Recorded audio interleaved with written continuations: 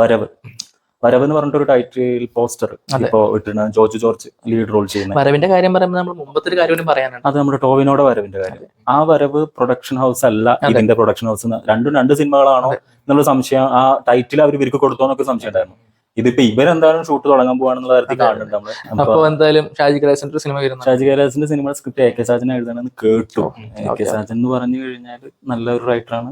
അതായത് ധ്രുവത്തിന്റെ കോ റൈറ്ററാണ്, ചിന്താമണി കുലക്കേസിന്റെ റൈറ്ററാണ്, ബട്ടർഫ്ലൈസിന്റെ.